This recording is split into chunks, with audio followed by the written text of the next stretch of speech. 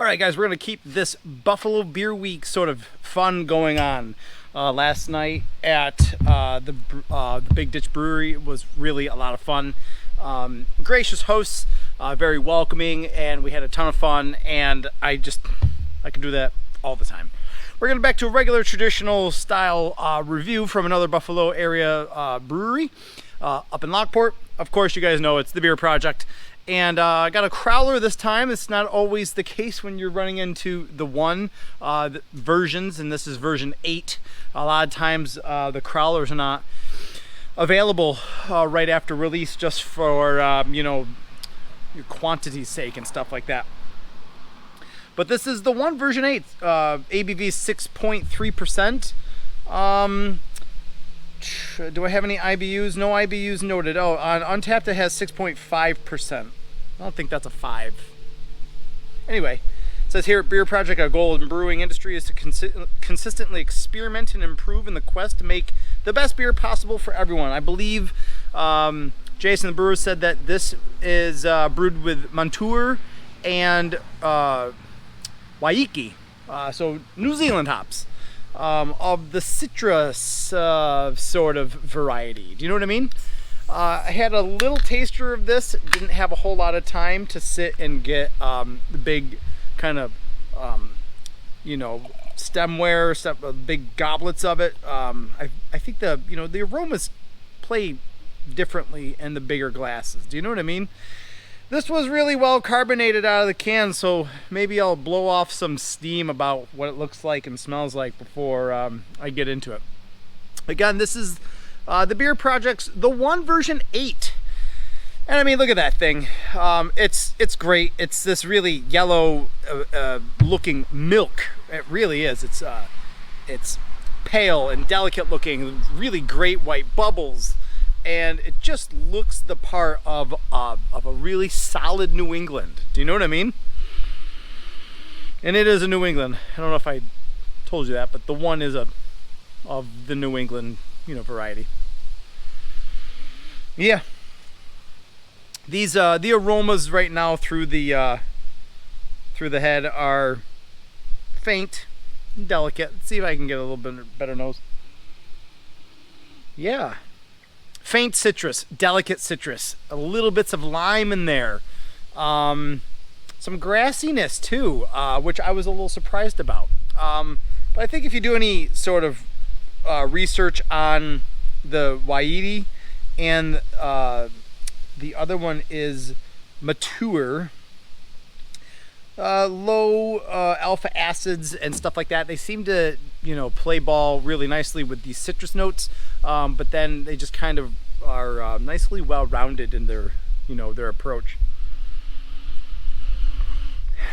Yeah, some grassiness, some light citrus notes. So let's see how this thing behaves in the mouth, right?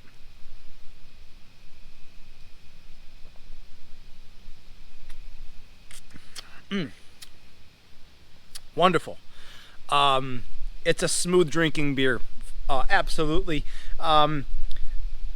Seems light. Seems, I don't want to say dainty, but it seems a little delicate on the flavor profile. When you get to hone your kind of your palate right down to the to it, it is nice, faint oranges. Faint. Do you know what I mean?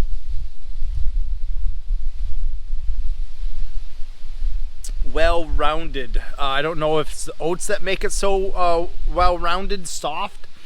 Man, it's really good. I'm getting like that. Yeah, that little citrus tang off the back of like a lime, and it's all just. It's really nice. It plays well with each other.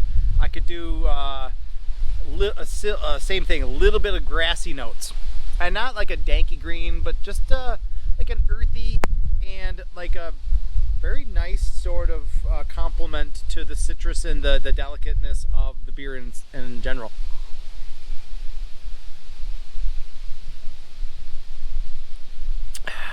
Yeah. It's smooth. The mouthfeel it's silky and it's pillowy and it's all those I'm sure all those boxes that they were going for are going to be checked off on this. I think the whatever it is, 6.3 or 6.5, it's easy drinking. There's nothing difficult to digest about this, whether it's the aromas, whether it's the initial introduction sipping wise, whether it's the follow through. It's all just really well rounded and nice. Yeah, I don't really even get any sort of aftertaste. I don't know. What would I trade about this? I love the way it looks. First and foremost, I love the way it looks, and I do like its flavor palette. And I mean, they've done so many other versions of the one that I'm not even quite sure, you know, if is it even going to be changed? And it'll be, if you change something, then it'll be the one version 9. Probably would like to see something maybe a little bit more assertive on the flavor profile to an extent. Like, I like the idea of this sort of easy drinking, super well-rounded beer. Sometimes sometimes you kind of, hey, I'll take a little bit pop of the citrus. Do you know what I mean? But other than that, this is a wicked beer, and this 32-ounce crowler does not stand a chance. So that's really about it for me, guys. I hope you enjoyed a look at New York Beer Project's The One version 8. I don't know if you guys live in the vicinity, but I don't believe it's going to be around for very long. They just came out with a couple of new beers. I had that apple cinnamon milkshake or whatnot today, and that was absolutely amazing, but they didn't offer crowlers or growler fills, so I wasn't able to get that and show it to you. But that was a beer week release, along with another type of sour. So, you know, these things are happening around town, so check back. I'll try to make myself as available as possible to get out to these other spots and show you guys what's going on. So until then, guys, I really appreciate all the clicks and the watches, you know that, and I will see you guys in the next one. Cheers.